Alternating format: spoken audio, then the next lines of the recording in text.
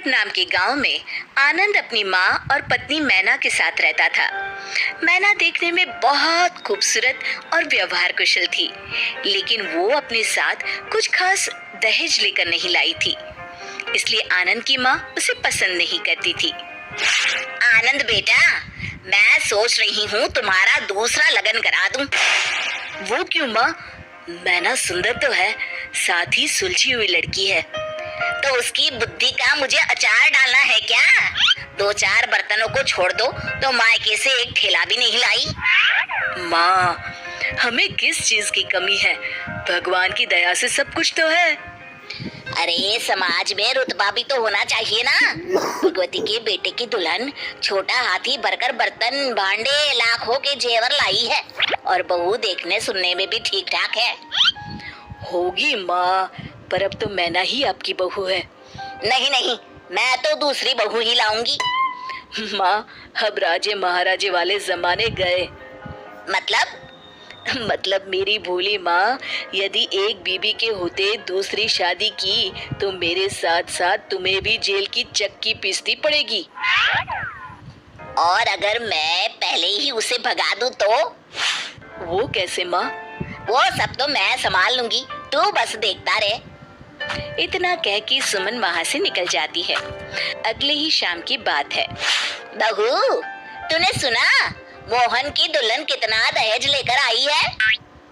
जी माँ जी। तुझे शर्म नहीं आई सुनकर? शर्म कैसी माँ जी? जितनी मेरे घर वालों की हैसियत थी उन्होंने भी दिया है। अरे इससे ज्यादा तो भीख मंगे अपनी बेटी को देते हैं। ये सुनकर मैना कूट कूट के रोने लगती है। ये रोना धोना अपने मायके में जाके करियो, मैं तो अपने आनंद का दूसरा लगन कराऊंगी। उसके लिए मैंने तो लड़की भी देख रखी है, शुभा। खूब पैसे वाले लोग हैं। माँ जी, ऐसा ना कहिए, आप जो कहेंगी वो करूंगी मैं। सुमन ने बहू की एक ना सुनी, वो वहां से चली गई। रात को जब मैना और आनंद सोने लगे, सुनो जी।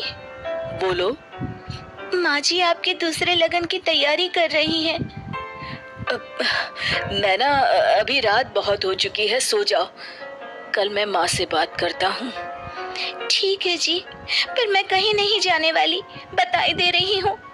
हाँ हाँ ठीक है मैना रानी। सुबह होते ही आनंद माँ के पास जाता है। माँ, मैना बहुत अच्छी लड़की है और बुद्धिमान भी है, क्यों आप दूसरे लगन के चक्कर में पड़ी हैं? ऐसी कौन सी बुद्धिमानी तुझे दिख गई जो मुझे ना दिखी? माँ, आप जैसे चाहे वैसे पता लगा सकती हैं। अच्छा ठीक है, लेकिन तब तक तू उससे कुछ नहीं कहेगा। हाँ ठीक है माँ, जैसी आपकी इच्छा। चलो मैं ऑफिस के लिए निकलता हूँ। अगले दिन मैना अपने कमरे में कुछ काम कर रही थी। मैना, ओ मैना, कहाँ मर गई? आई माँ जी। सुन, यदि तुझे इस घर में रहना है तो 3 परीक्षाओं का सामना करना होगा। ठीक है माँ जी। तो कल सुबह जब मैं सोकर उठूं तो बगीचे वाला कुआं सिंहगढ़ के मोतियों से भर देना। जी माँ जी, आप कल तक कुआं खाली कर दीजिएगा, फिर मैं उसे मोतियों से भर दूंगी। सास बहू की बुद्धि देखकर अवाक रह गई। फिर उसने पास में रखी टंकी की तरफ इशारा करके कहा, ये डलिया पकड़, कल इसी से पानी खींचकर इस टंकी को भर देना। जी माँ जी। मन ही मन मैना सोचती है, मैं सोने से पहले डलिया को रस्सी बांधकर कुएं में डाल देती हूँ। सुबह तक बांस की डलिया फूलकर पानी को अपने अंदर रोकने लायक हो जाएगी। अब मैना अपने कमरे में सोने चली जाती है। सुबह जब सास सोकर उठी तो बहू ने कहा, लीजिए माँ जी, जैसा आपने कहा था मैंने टंकी भर दी है। सासू माँ भरी टंकी और डलिया में भरा पानी देखकर सब समझ गई। पहले तो उनके मुख पर मुस्कुराहट आ ही गई थी, पर फिर गुस्से में बोली, हो तो होशियार, कल के लिए तैयार रहना। मैना रानी को पूरा विश्वास था कि वो जरूर सफल होगी। दूसरे दिन सुबह आनंद काम के लिए निकला। मैना, घर में चावल का एक दाना नहीं है। तुम बाजार जाकर एक बोरी चावल ले आना जरा। जी माँ जी, पैसे दीजिए। यही तो चुनौती है, तुम्हें चावल बिना पैसे के लाना है। क्या, बिना पैसे के?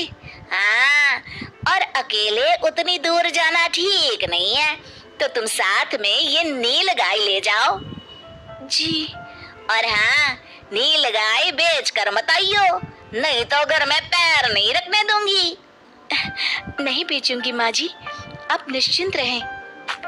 दोपहर को मैना ने सास को आवाज दी। माँ जी, लीजिए, मैं चावल की बोरी ले आई।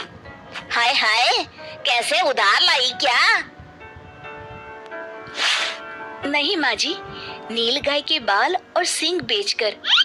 सास उसकी बुद्धिमानी देखकर फिर हैरान रह गई। ठीक है, अभी खाना बना, पेट में चूहे कूद रहे हैं। उसी दिन रात में मैना को बुलाकर सास ने कहा, सुन, कल मुझे राख की 2.5 हाथ की रस्सी बना के देना। राख की रस्सी? हाँ, सही सुना तूने, राख की रस्सी। मैना चुप रहती है। ये तेरी आखिरी परीक्षा है, अगर तू इसमें सफल होती है तो तू जो कहेगी मैं वही करूंगी। वो बिना कुछ कहे कमरे में चली जाती है।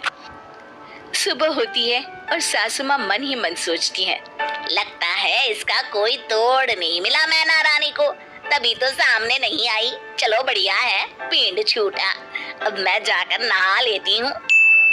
उधर मैना ने एक बड़ी थाली में नाप कर 2.5 हाथ की रस्सी रखी और उसमें आग लगा दी, जिससे वो रस्सी राख की बन गई। जब कुसुम नहाकर आई, तभी मैना ने आकर धीरे से थाली रखते हुए कहा, माँ जी, ये लीजिए राख की रस्सी।